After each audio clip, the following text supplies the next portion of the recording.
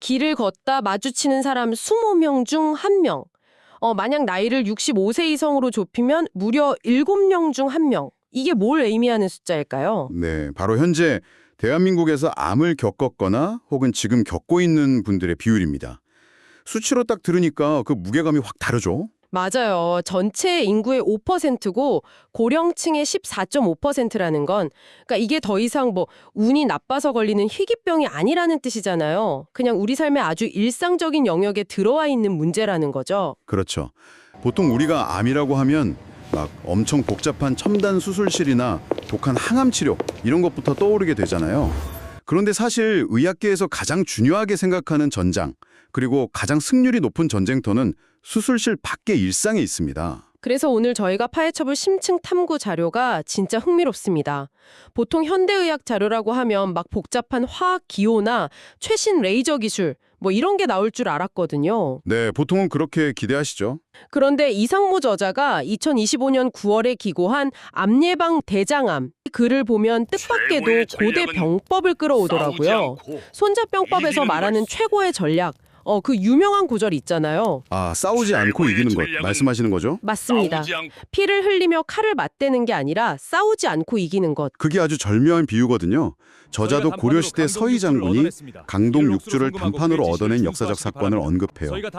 현대의학에서 암이라는 무서운 적을 대하는 궁극의 병법 역시 결국 피 흘리는 전투를 피하는 것, 즉 예방이라고 강조하는 거죠. 병에 걸린 뒤에 어떻게 치료할 것인가 보다 애초에 암세포가 진지를 구축하지 못하게 판을 짜는 게 훨씬 승산이 높다는 거잖아요. 네, 바로 여러분의 손에 아주 예리한 무기로 쥐어드리는 겁니다. 좋습니다. 자, 그럼 이 예방이라는 전략을 현실에서 어떻게 실행할 수 있는지 하나씩 뚫어보죠.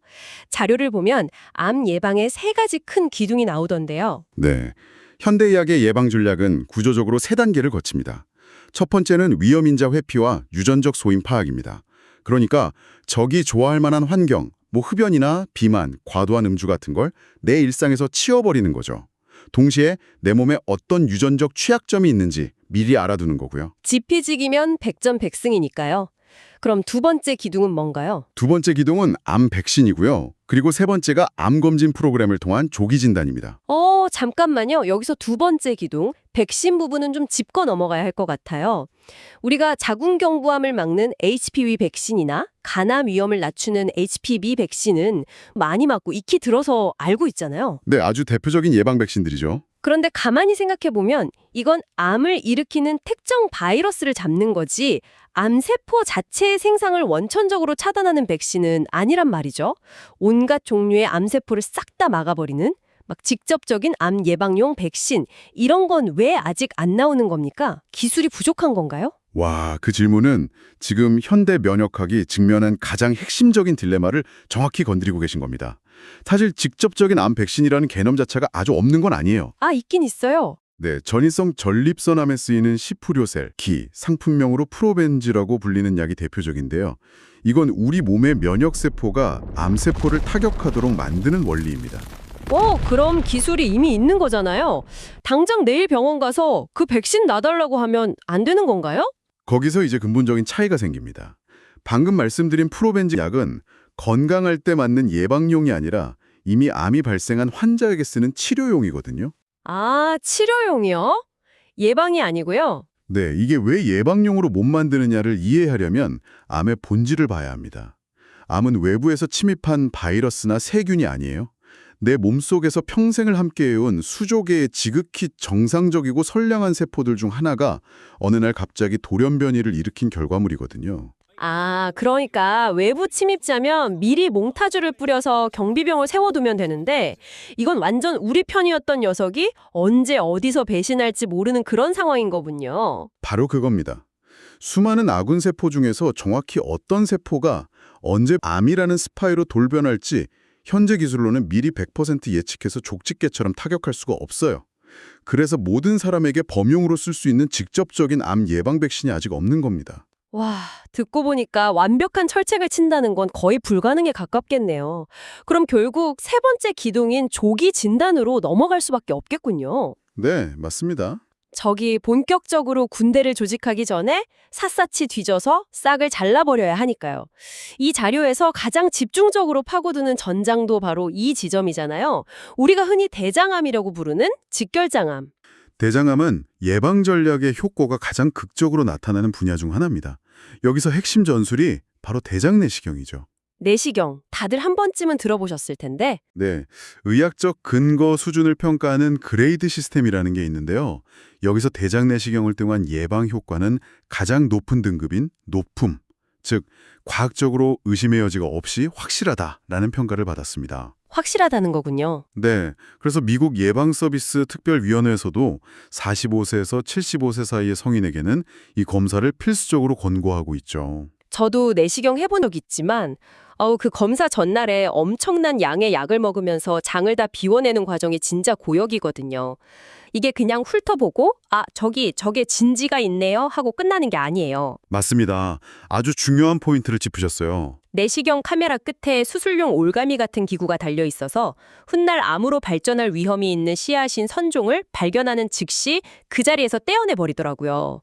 그러니까 이게 단순히 상황만 파악하고 돌아오는 정찰기가 아니라 적의 전진기지를 발견하는 즉시 그냥 그 자리에서 폭격해버리는 무장 전투기였던 거예요. 정찰기가 아니라 전투기다. 와, 대장 내시경의 본질을 너무나 선명하게 비유해 주셨네요. 발견과 동시에 물리적인 제거 작전이 한 번에 이루어진다는 게 대장 내시경이 직결장암 발생률과 사망률을 그토록 확연히 낮출 수 있는 가장 큰 이유입니다. 진짜 대단한 무기네요. 네. 다만 여기서 정보의 균형을 위해 한 가지 덧붙이자면 가이드라인에서 75세가 넘어가는 고령층의 경우에는 무조건적인 검사를 권하지는 않습니다. 연세가 있으시면 검사 자체가 무리가 될 수 있어서인가요? 정확합니다.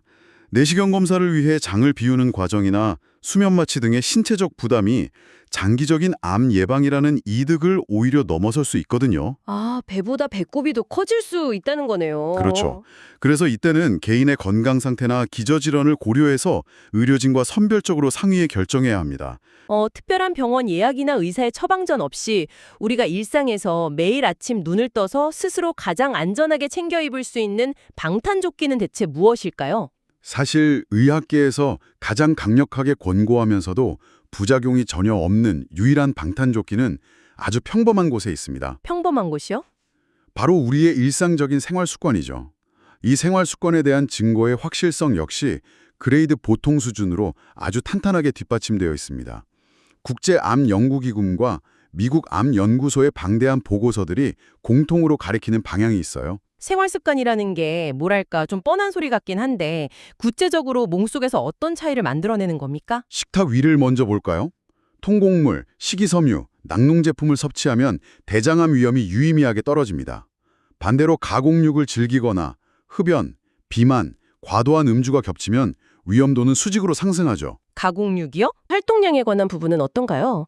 핵심은 심폐체력, 전문용어로 VO2 max라고 하는 우리 몸의 최대 산소 섭취량을 끌어올리는 데 있습니다. 그런데 우리가 가벼운 조깅이나 빠르게 걷기, 자전거 타기 같은 꾸준한 유산소 운동을 하면 어떻게 될까요? 심장과 폐가 튼튼해지면서 온몸의 세포 구석구석으로 맑은 산소가 폭포수처럼 공급됩니다. 맑은 산소가 쏟아지는군요. 그렇죠. 암세포 입장에서는 자기가 가장 싫어하는 산소가 막 쏟아져 들어오니 도저히 자라날 수가 없는 아주 척박한 환경이 되어버리는 거죠. 와, 운동물에서 숨이 턱끝까지 차오를 때마다 내 몸속의 늪지대를 아주 맑은 계곡물로 씻어내고 있는 거였네요. 내시경이나 약물도 당연히 중요하지만 내가 매일 걷고 달리는 그 사소한 행위 자체가 적이 쳐들어올 엄두도 못 내는 강철 같은 성벽을 쌓는 일이라는 걸 이렇게 메커니즘으로 딱 들으니까 확실히 와닿습니다. 네. 이렇게 구조를 딱 잡고 나니까 처음 20명 중 1명이라는 통계를 들었을 때 느꼈던 막연한 두려움이 충분히 통제 가능하고 대비할 수 있는 영역이라는 자신감으로 바뀌는 것 같아요. 맞습니다. 당장 내일의 건강을 지키는 건 결국 오늘 우리가 배운 예방 전술들을 여러분의 일상에서 얼마나 성실히 수행하느냐에 달려 있겠죠? 네. 일상의 실천이 가장 중요합니다. 오늘 저희가 방대한 자료 속에서 함께 벼려낸 이 통찰의 무기들이 이 방송을 들으시는 모든 분들의 건강한 내일을 지키는 아주 든든한 방탄조끼가 되기를 바랍니다. 세상의 수많은 정보의 바다에서 여러분의 시간을 아껴줄 가장 완벽하고 흥미로운 숏컷을 찾아내는 저희의 심층 탐구는 앞으로도 계속됩니다. 다음 시간에도 우리의 두뇌를 기분 좋게 깨워줄 새로운 지식과 통찰을 가득 안고 돌아오겠습니다.